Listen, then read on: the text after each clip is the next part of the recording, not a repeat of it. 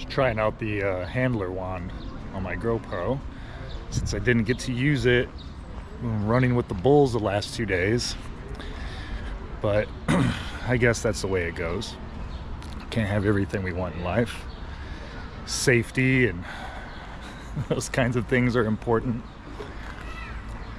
After being denied, I went back and actually read the rules of the running of the bulls. Sounds like I should probably have done that to start with, but that's not really my style. Just kind of throw myself into moments and see what I can make happen. But they said on there that another thing that's not allowed is you can't have anything in your hands, basically. And if you have things in your hands, then you can't fend off the bulls or grab things to climb. And so I don't know. It is what it is. I think I'd be fine having a GoPro in my hand.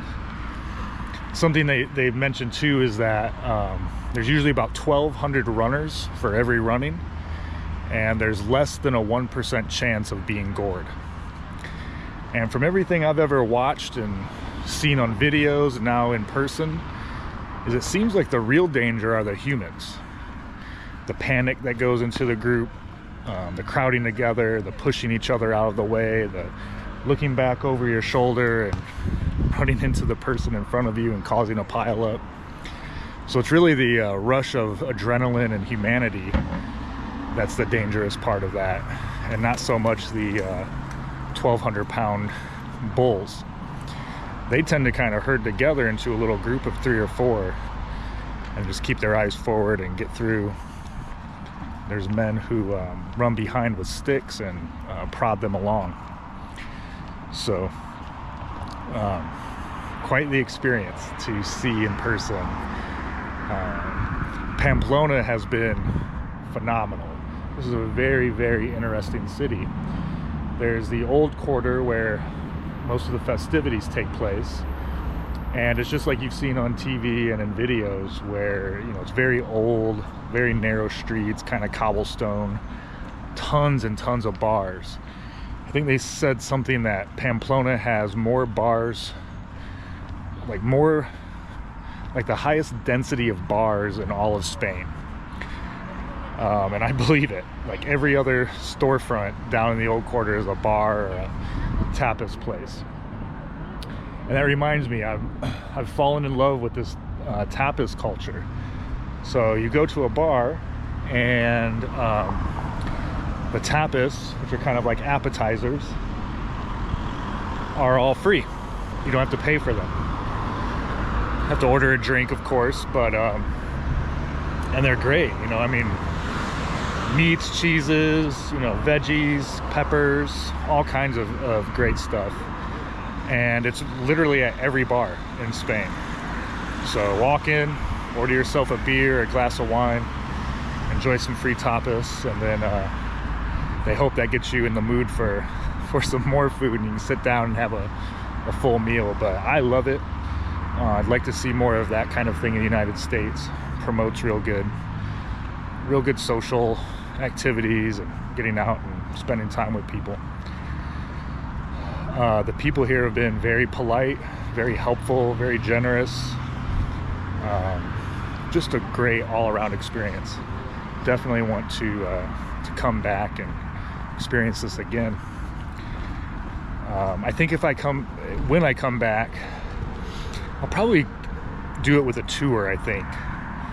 Like I said, I kind of like to just throw myself into an experience in a moment and see what happens. And this has been really fun, but it just seems like there's many layers here to this event that I'm missing out on. Just kind of the way things work. So to give you a rundown, San Fermin Festival is the official name of this. And it's really like Mardi Gras and Carnival all rolled into one. Throw in a daily running of the bulls every morning. Throw in a daily bullfight every evening. And when I mean bullfight, I mean it's 6 bulls that they kill 3 matadors fight 2 bulls each. So it's wild. It's 24 hours, and that is not an exaggeration. They party around the clock here. So at 7 in the morning, when everyone starts lining up for the bulls, there's tons of trash on the ground. There's vomit. Half the people are staggering around in the streets from the night before. It's quite the spectacle. And it just goes on and on and on. And it's common to see people just, you know, kind of laying around, sleeping in the parks, sleeping in their cars. It's quite the experience. I really would recommend it to anyone who's adventurous and enjoys that type of thing. But yeah, you know, outside of the city center, you know, there's a big castle, big fortress that you can tour. And then the rest of the city is pretty modern.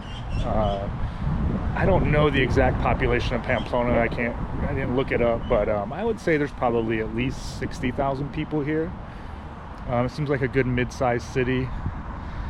Beautiful parks, as you can kind of see. Really like it here.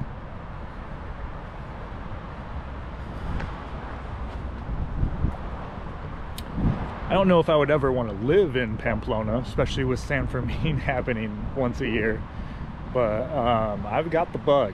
I definitely am going to be making a return trip, if not multiple return trips, for this this situation and this event and just the whole thing.